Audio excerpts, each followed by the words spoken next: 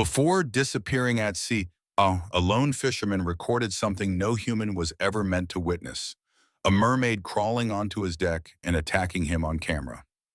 Every re-upload of the raw footage has been taken down by federal orders. So what did he actually film that terrifies officials more than the creature itself? Caleb held his camera close to his chest as his small boat rocked on the dark waves. The night felt too quiet. No wind, no birds, nothing but the soft slap of water against the wood. He stood, alone under the cold moon, his breath fogging in the air as he leaned over the side to check his traps. The GoPro light shook with every move he made, casting long white lines across the black water below. He frowned when he heard a dull thud from under the boat. It was soft at first, like something brushing the hull. Then it came again, stronger this time, and he stepped back fast, gripping the railing with his free hand. "What is that?" he whispered, his voice thin and shaky. The water rippled in a slow, wide circle, as if something large had just slipped under the surface and moved away. He lifted the spotlight and shined it across the waves. The beam bounced on the water, breaking into silver pieces. Then he froze. Two bright golden eyes were staring back at him, just above the surface, too still and too far apart to be a seal. The eyes blinked once, slow and heavy, and the water around them swelled as if the thing was rising higher. Caleb gasped and stumbled backward. When he shined the light again, the eyes were gone. He laughed a weak, nervous laugh as he tried to catch his breath. "Probably nothing," he said out loud, trying to make it sound true, but his hands shook as he reached for the rope of his next trap. The rope felt strange, tighter than normal, as if something far below was pulling back. He tugged again, harder this time, but the trap did not move. "Come on," he muttered. As he pulled, the rope jerked fast, burning a line across his palm. He hissed in pain and dropped it. The rope dropped into the water so fast it splashed. Caleb leaned forward and shined the light down, just in time to see a pale hand break the surface and slide up the side of the hull. It had 5 long fingers, thin and sharp, with dark webbing stretched between them. The hand held on for only a moment, then slipped away without a sound. Caleb staggered back, his heart pounding so hard he could hear it in his ears. He spun around to scan the deck, his light shaking like a tiny lighthouse. The night stayed silent, but he could feel something watching him. He wiped his palm on his jeans, leaving a streak of dirt and salt. He looked back into the water again. The surface was smooth now, calm, like nothing had touched it at all. He swallowed hard and raised the camera higher, trying to catch every inch of the darkness around him. But the part of the video that made viewers go cold wasn't the hand. It wasn't the eyes. It was the shadow that slipped behind Caleb when he wasn't looking. A shape with a long tail and a human-like head rising just an inch above the water. No splash, no sound, just slow, careful movement, like a hunter getting ready. If it was already that close to him, what was about to climb onto the boat next? Caleb steadied himself as the boat drifted sideways, pushed by a slow current he hadn't felt before. The air grew thick and warm, as if the ocean was breathing right against his skin. He wiped sweat from his brow, even though the night had been cold only minutes ago. The deck lights flickered twice, dimmed, then came back on with a soft buzz. Caleb raised his camera and turned toward the sound of water sliding along the hull. It was gentle at first, like a hand brushing the side of the boat. Then it came again, harder this time, scraping in a long, rough drag that made his stomach twist. He crept forward, holding the spotlight out in front of him. The beam hit the water and lit up a thin trail of bubbles rising straight to the surface.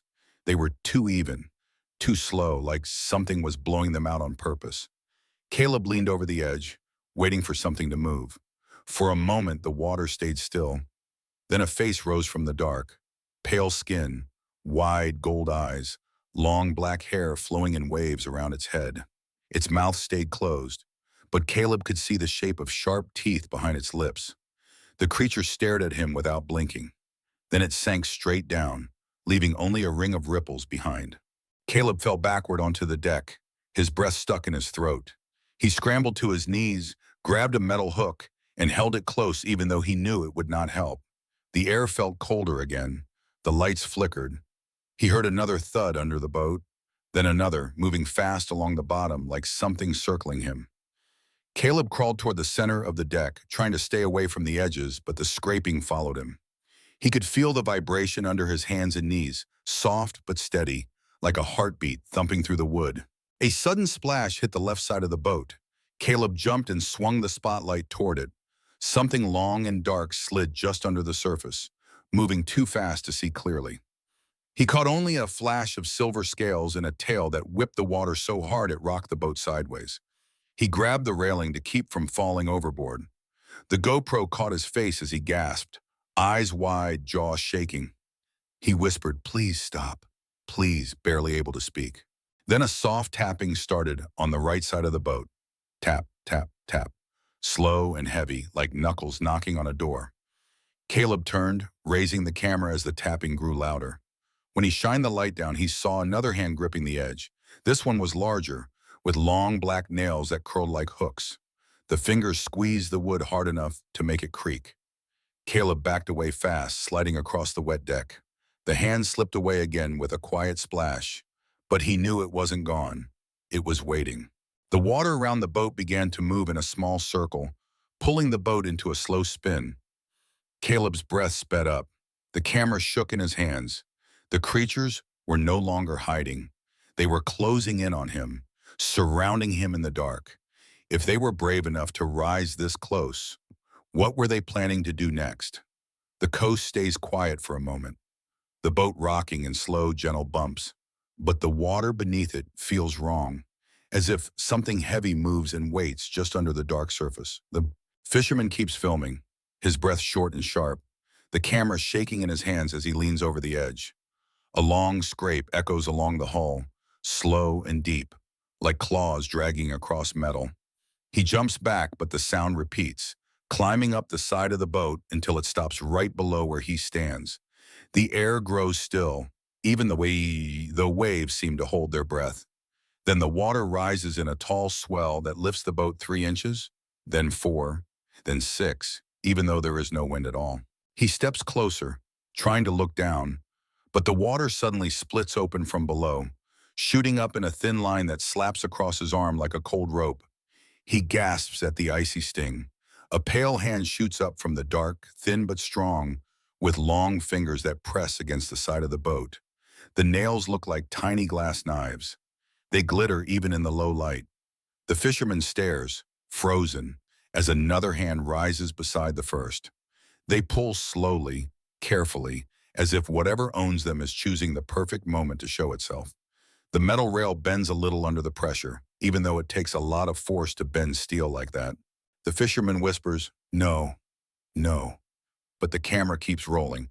A head lifts from the water, long black hair clinging to a white face, eyes too large for a human, wide and bright like moonlit water. The creature tilts its head, studying him with a strange calm. Then it smiles, and the smile is wrong. The teeth are small, thin, and sharp, like rows of needles. The fisherman tries to step back, but the creature moves quicker than his eyes can follow, climbing half out of the water in one smooth motion. Its scales shine silver blue.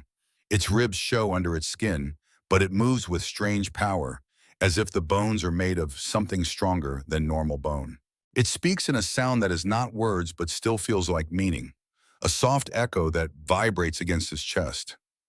He hesitates, unsure if it wants help or harm, but the creature leans close as if smelling him. Its nose brushes his skin. He feels cold pressure, like ice dripping down his arm. Then it opens its mouth wider, far wider than a person could, the thin teeth stretching into curved hooks. He tries to push it away, but it grabs his wrist with wet hands and pulls him to the rail with sudden force. His camera bangs against the side of the boat, but it keeps recording as the creature presses its face to his arm. The first bite is fast, sharp, and deep. He screams as the teeth sink in, but the creature only bites harder, pulling with a slow roll of its jaw, as if tasting the blood. Warm red runs down his skin and drips into the sea in tiny drops, and each drop seems to make the creature more excited. He swings his free arm, hitting its shoulder, but it does not let go. It watches him while biting him, its eyes wide and strange, as if waiting for something. The boat rocks harder, as though something bumps it from below, and he feels a pull on his legs like another hand is reaching for him from the water. Just as he thinks he will be dragged under, a loud horn blasts from the direction of the shore. So loud the creature jerks and hisses. It releases his arm, slipping back a few inches. The horn blasts again, and the creature dives as fast as lightning, vanishing in a burst of bubbles. The fisherman falls to the deck, holding his bleeding arm, shaking as the horn echoes again over the empty sea. He stares at the water, waiting for it to rise again. But nothing moves now. The waves look normal. The sky looks normal. Only his arm, with the deep bite marks, proves what happened. And as he checks the camera to see if it caught everything, he asks the question he fears the most. If it bit him once, will it come back for more? The fisherman sits on the deck with his back against the railing, holding his arm tight as warm blood leaks through his fingers. The horn that scared the creature away goes silent, leaving only the low slap of waves against the boat. The night feels too still, like the sea is waiting for the right second to move again. He breathes fast, each breath sharp in his chest. The bite marks burn, not like a normal wound, but like tiny sparks sliding under his skin. He tries to wipe the blood away, but more rises in thin, dark lines. He pulls himself up, shaking, and crawls to the small storage box under the wheel. He grabs an old towel and wraps it tight around his arm. The towel turns red almost at once. He checks the camera.